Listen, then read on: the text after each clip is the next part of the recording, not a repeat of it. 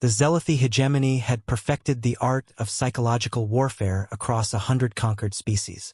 Their greatest achievement was the emotion amplifier, a neural frequency weapon that could isolate and magnify any emotion to unbearable levels. Fear became paralyzing terror. Sadness became suicidal despair. They had broken entire civilizations without firing a single conventional weapon. When they encountered humanity's frontier colonies, the Zelothy saw just another species to add to their collection. Their xenopsychologists spent months studying human broadcasts, literature, and neural patterns from captured traders. They identified what they believed was humanity's greatest weakness: guilt. Humans carry guilt like no other species we've encountered, reported Chief Scientist KYTHX to the War Council. They feel guilt for actions generations past, for things beyond their control, even for surviving when others don't.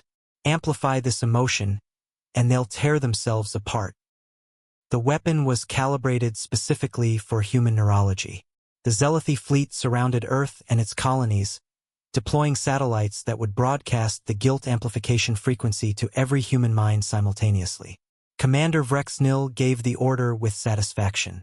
Within hours, humanity would be begging for mercy, paralyzed by the weight of every mistake, every harm, every moment of moral failure magnified 1,000-fold.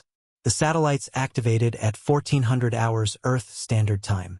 For exactly 17 minutes, it worked as intended. Across human space, people collapsed under crushing waves of guilt. Emergency services were overwhelmed with calls. The Zelothy prepared their occupation forces, ready to accept humanity's surrender. Then something changed. Marcus Johnson, a construction worker in New Detroit, had been curled on his apartment floor, overwhelmed by guilt for every harsh word he'd spoken to his daughter. But as the 17th minute ticked by, something else stirred. If he felt this guilty, he realized with crystal clarity, then he needed to fix it.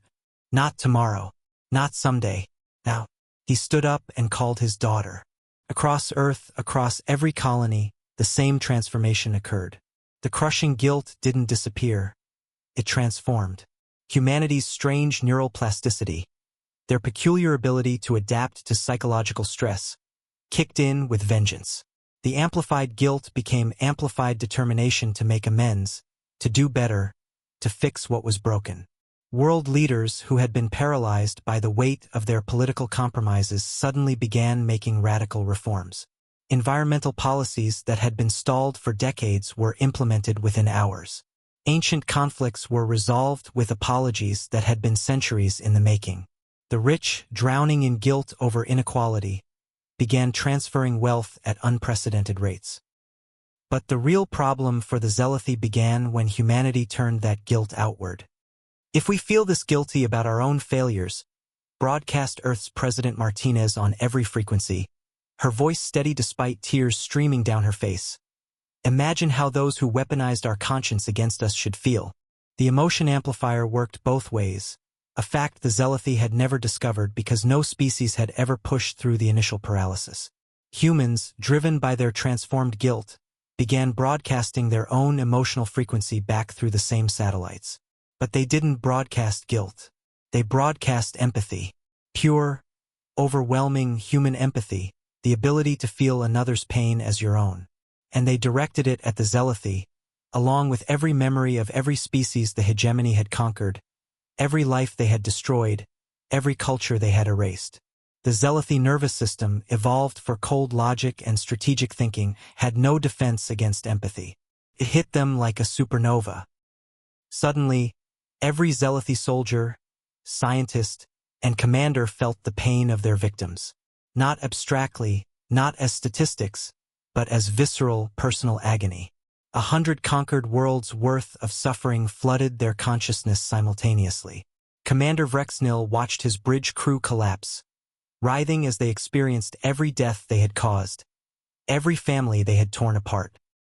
He tried to order the satellites destroyed, but found himself unable to speak through the waves of alien grief.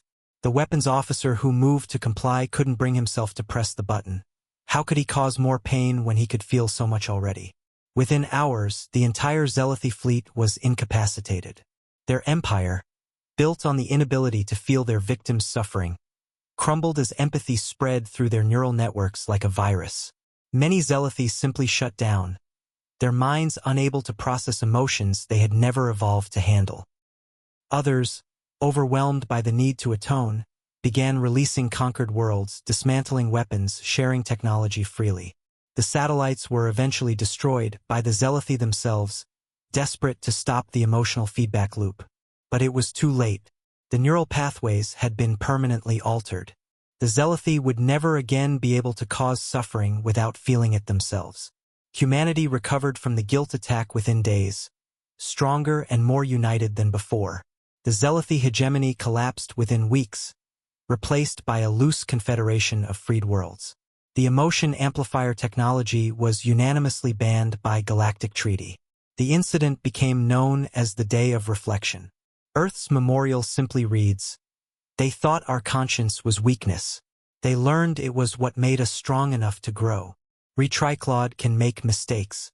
Please double-check responses."